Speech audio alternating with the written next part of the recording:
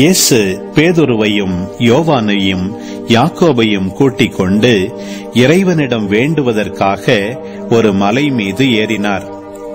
அவர் வேண்டிக் கொண்டிருந்த போது அவரது முகத்தோற்றம் மாறியது.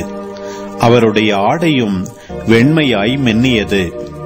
மோசே, எலியா என்னும் இருவர் அவரோடு பேசிக் கொண்டிருந்தனர். மாட்சியுடன் தோன்றிய அவர்கள் எருசலேமில் நிறைவேறவிருந்த அவருடைய இறப்பை பற்றி பேசிக் கொண்டிருந்தார்கள். பேதுருவும் அவரோடு இருந்தவர்களும் தூக்க கலக்கமாயிருந்தார்கள். அவர்கள் விழித்தபோது மாட்சியோடு இலங்கிய அவரையும் அவரோடு நின்ற இருவரையும் கண்டார்கள்.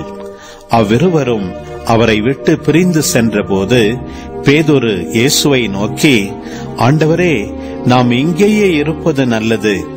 உமக்கு ஒன்றும், மோசேக்கு ஒன்றும், எலியாவுக்கு ஒன்றுமாக 3 கூடாரங்களை அமைப்போம் என்று தாம் சொல்வது என்னதென்று தெரியாமலே சொன்னார். இவற்றை அவர் சொல்லிக் கொண்டிருக்கும் போது ஒரு மேகம் வந்து அவர்கள் மேல் நிழலிட்டது. அம்மேகம் அவர்களை சூழ்ந்தபோது அவர்கள் அஞ்சினார்கள். அந்த மேகத்தினின்று, இவரே என் மைந்தர், நான் தேர்ந்து கொண்டவர் இவரே, இவருக்கு செவிசாயுங்கள் என்று ஒரு குரல் ஒலித்தது.